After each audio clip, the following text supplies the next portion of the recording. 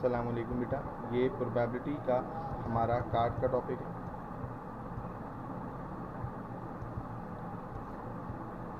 और हम इसमें देखते हैं जी 3 कार्ड ड्रॉन करने from playing two playing cards. तो देखिए बेटा, इसकी सिंपल सी लॉजिक जो है वो कॉम्बिनेशन वाले कॉन्सेप्ट की है कि 52 में से हमें 3 कार्ड सेलेक्ट करने।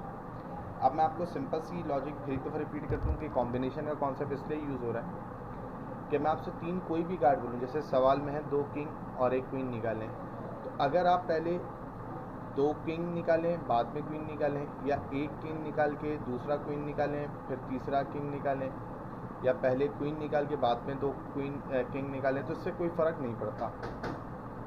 तो जब ऑर्डर की सिलेक्शन में कोई फ़र्क नहीं पड़ता तो इसका मतलब है कि ये कॉम्बिनेशन है। अब हम जब सवाल को देखते हैं बेटा डेक ऑफ कार्ड, तो ये डेक ऑफ कार्ड बने हुए, एक बार फिर रिपीट करता हूँ। सैम्पल स्पेस में 52 में से 3 कार्ड सेलेक्ट करने हैं, तो ये 2100 आ गया हमारे पास, 22100। प्रोबेबिलिटी की हमने फार्मूला डेफिनेशन लिखा। अब ये ध्यान में रखिएगा, आपको 2 किंग और 1 क्वीन चाहिए, ठीक है। फिर वही हमेशा की तरह का पुराना का तरीका कि हम जो है वो सैम्पल ऑफ किंग से मल्टीप्लाई करेंगे सैम्पल ऑफ क्वीन को, ठीक है ना। जैसे हमेशा हम आपको मल्टीप्लाई का कॉन्सेप्ट मैंने बहुत डिटेल में समझाया हुआ है।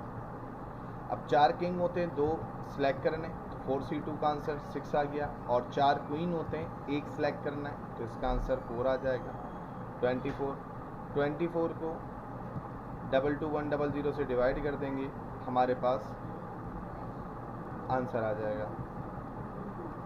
बहुत सिंपल। सिमिलरली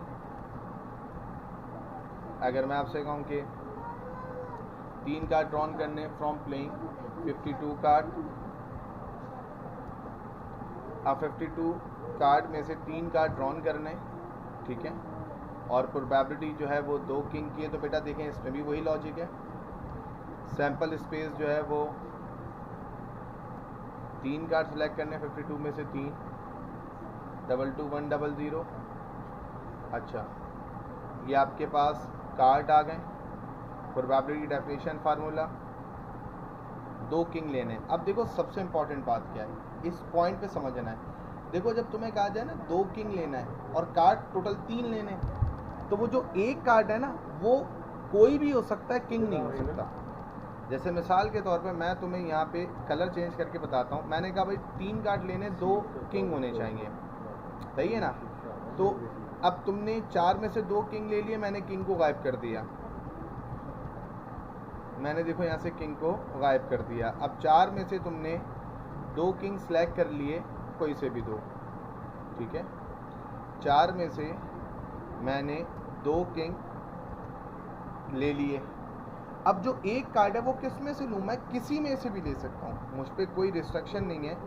मैं हार्ट के 2 से लेके क्वीन तक कोई भी ले सकता हूँ, मैं डायमंड के 2 से लेके क्वीन तक कोई भी ले सकता हूँ, मैं स्पैड के 2 से लेके क्वीन तक कोई भी ले सकता हूँ, मैं क्लब के 2 से लेके क्वीन तक कोई भी ले सकता हूँ। इसका मतलब है कि 2 किंग की जब बात करेंगे और टोटल कार्ड 3 लेने हैं, तो 2 किंग और 1 नॉन किंग।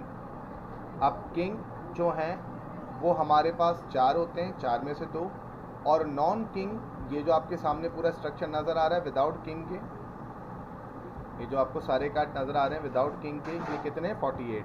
तो इसका मतलब है सैम्पल ऑफ नॉन किंग जो होंगे वो कितने हो जाएंगे? 48C1। तो 48C1 आपके पास यहाँ पर इसका आंसर आ गया। आपने कैलकुलेटर से इनको सॉल्व किया, जो आंसर आया 288, यानी कि 4C2 का 6 था, 48C1 का 48 हो गया, मल्टीप्लाई किया 288 को डिवाइड कर देंगे, जो आपके पास 52C3 का आंसर था उससे आप डिवाइड कर देंगे, तो फाइनली आपके पास आंसर आ जाएगा, ठीक है। आई होप कि इस टॉपिक में भी आपको कोई परेशानी नहीं होगी।